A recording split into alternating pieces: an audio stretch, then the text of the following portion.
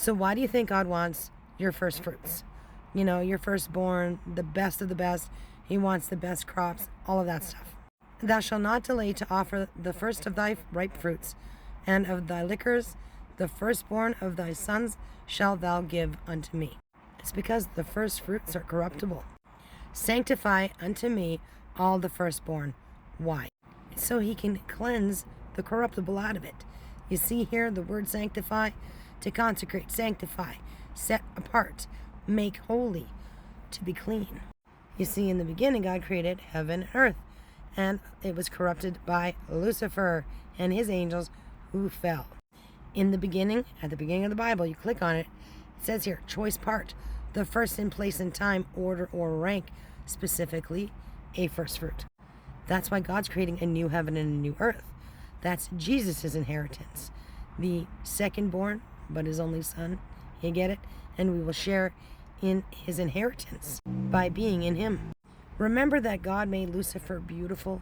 He also made the Garden of Eden beautiful with precious stones and gems. It even says here that every precious stone was thy covering, referring to Lucifer because he was in the Garden of Eden. Then we run the parallels. Lucifer, the firstborn. Adam, the firstborn. You get it? Jesus, the only son of God, but the secondborn, if you know what I mean. The same thing happens with Isaac and Ishmael. Cain, the corruptible firstborn. We got Abel. He unalives Abel, and then God replaces him with Seth. Seth now becomes the incorruptible line. Shem, a secondborn. Japheth was the first. Canaan, that's Ham's son, firstborn, corruptible line. Now in red here, it's speculation, but I suspect that Abraham was the secondborn and Hezron was the oldest, so the firstborn.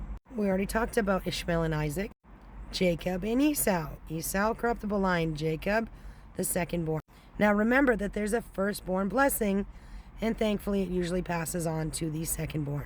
Reuben was a firstborn, but he lost that birthright when he diddled his daddy's concubine. Levi and Simeon. Simeon was second, and Levi both lost their birthrights, and it passed on to Judah.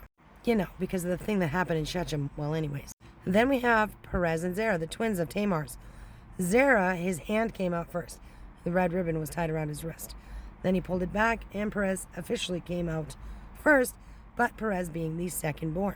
Now, Perez had two sons, and so my speculation, again, it's in red, is that Hezron, which is Jesus' line, was actually the second born.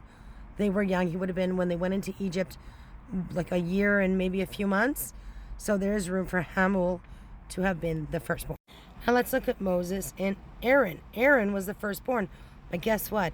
Aaron was consecrated to God. You see, Moses takes him and his sons, and Moses brought Aaron and his sons and washed them with water. You see how that's Jesus' line as well as Judah's line?